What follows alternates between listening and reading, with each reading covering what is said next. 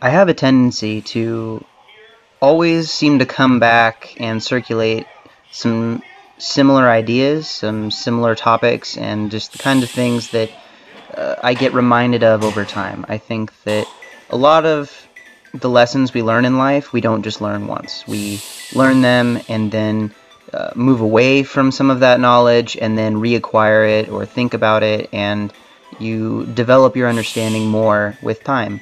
And this particular topic is one that I've talked about before, and in a few other videos I've discussed the idea of how much time you have in a day and how much your success at anything really is dependent not necessarily just on the amount of time that you spend doing that thing, but the periphery, everything around it that you're doing to better prepare yourself for success and to make it possible. With training, it really comes down to what are all the other things about. Actual training itself is maybe 10% of the equation. Everything else makes up the majority of the work you do. Your nutrition, your rest, any mobility work that you need to do, all of these other things really do factor into your success. And I was fortunate that I had some time to put into those other areas and put focus and time to bring up some of the issues that I've been having this week.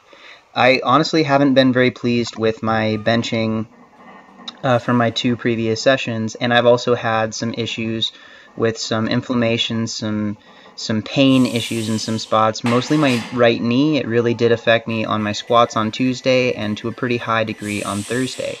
I spent a few hours in between that Thursday workout and this Saturday night session fixing some of the issues, doing a lot of mobilization for my shoulders, my pecs, really grinding out a lot of the pain that I had in my triceps, and also focusing on bringing down some of the pain and inflammation that I had on my knee. I probably watched about 45 mobility WOD videos for various areas and put a lot of time and effort into finding those issues, focusing in on them, and putting the available time that I had to good use. And the result was some pause squats with zero pain. The 510 is for the 5 that I did. I honestly warmed up from 135 up to that top set of 5 in about 15 minutes, and I felt really solid on them, even with that really quick turnover. I had a buddy, my friend Tristan, came over, and the rec center wasn't open today, so he asked if he could stop by and bench with me. So I got my squatting out of the way before he showed up. He said, "Hey, I'm on my way over," and I said, "Let me squat real quick, and then we'll start." And so he actually walked in right after I finished that 5-10 top set. Afterwards, I did my pressing with the slingshot and ended up hitting a lot of PRs, mostly due to the preparation that I did before this session. I was able to stay in it mentally and just execute based off of the prep that I had done beforehand. So I hit a 445 top single. That's the most weight I've ever handled on any kind of bench press movement. That's over 200 kilograms. My first time ever doing that. I was absolutely just stoked about that. Dropped the weight back down, hit 420 for a double. That's a 5-pound double PR. Dropped the weight down again to 405, did a triple, which ties my all-time best slingshot triple, and is also, it was just a lot better than the last time I've hit 405 for a triple, and I was able to pause all these, and then drop down to 390 and hit 5 reps, which is definitely the highest amount of reps I've ever done at anything over 370 or 380.